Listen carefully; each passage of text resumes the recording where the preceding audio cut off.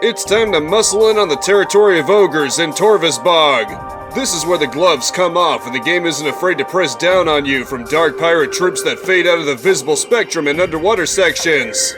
Rather than the expected gravity suit, probably because Retro wanted to keep the aesthetic of that dope dark suit, you get a gravity booster that gives you an extra boost underwater. It also has one of the more infamous bosses, the Boost Guardian, but he's not so bad, especially in the trilogy where you get a spring ball to help avoid him. This is also the only area you don't fight Dark Samus in. She shows up, but she's basically there to laugh at your pitiful efforts and then nope out. Tra-la-la-la-la-la-la-la-la-la. Between the perils, the beautiful underwater sections, and the return visits, as well as the pretty cool guardian in the form of Chica, this is another very solid area. It's time to overview the spirits and temple grounds. This is technically the first area you appear in, but like Prime 1, you run to it so many times that I can't help but give it the final running. So much happens here. Samus investigates a distress signal only to crash, gets robbed, and suddenly some giant moth bugs are asking for her help. The main event is at the very end, where you get the 9 keys and face the Ing Emperor, as well as Dark Samus one last time, who's looking a little worse for wear.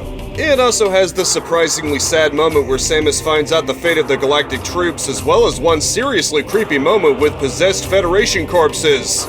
It may not be as feature-filled as the other areas, but it's got some of the best beats as well as some of the best encounters and item acquisitions like the homing missile puzzle, another winning area. It's time to get sandy in Agon Wastes. Being the first real area of the game, it's obviously more of a tutorial than anything else, with it also being your first real plunge into Dark Aether.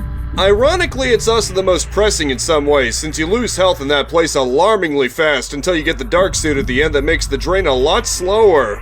Speaking of Dark, this is also where you fight your evil twin, but actually Metroid Prime in a stolen lair, Dark Samus, and fittingly get the Dark Beam for beating her to get into Dark Aether, embrace the dark. It's basically like the Chozo ruins from the first Prime, even down to being full of Anakin's worst nightmare and recovering a lot of your basic equipment you lost. You might say it's like the Majora's Mask of Metroid, the edgier sequel that doesn't have as many areas, but it compensates by having quality, and this is no exception. It's a well-made starter. It's time to pray to the machine in Sanctuary Fortress. As biased as I am to underwater aesthetics, I really have to give it to this one for having the best theme in the entire game. It's all about the futuristic alien tech, and I'm for it. It also happens to have my favorite boss in the entire game, bar none, the Just kidding, it's actually Quadraxis. I love this big spider robot thing. You also get to fight Dark Samus on an elevator, and now she has the ability to boost all around, a la the Boost Guardian, so you know that's pretty fun.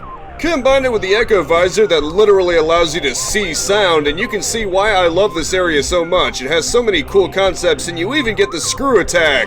It may have debatably the most annoying boss in the game, but it also has the best boss, a great aesthetic, a really cool visor upgrade, a great Dark Samus fight, a unique virus enemy. It's just all around a winner. It's time to plunge into Dark Aether one last time in this overview. I'm just going to say it right now, Metroid Prime 2 is my favorite Metroid game and just one of my favorite games period, so it made this list tricky. I had to put some serious thought into which ones I'd place above others, and I even stuck the underwater one dead last, which was still a great area in its own right. The concept of going between dark and light ether with the changes they brought really helped to stretch out the potential of these areas, even if they're technically largely recycled. The fights with Dark Samus were especially great because she was genuinely improving her moveset with each encounter and actually felt like a genuine rival. I can't have enough positive things to say about this game and its areas. It may not be perfect at all times, but the good far outweighs any bad, and it's a fantastic journey from start to end.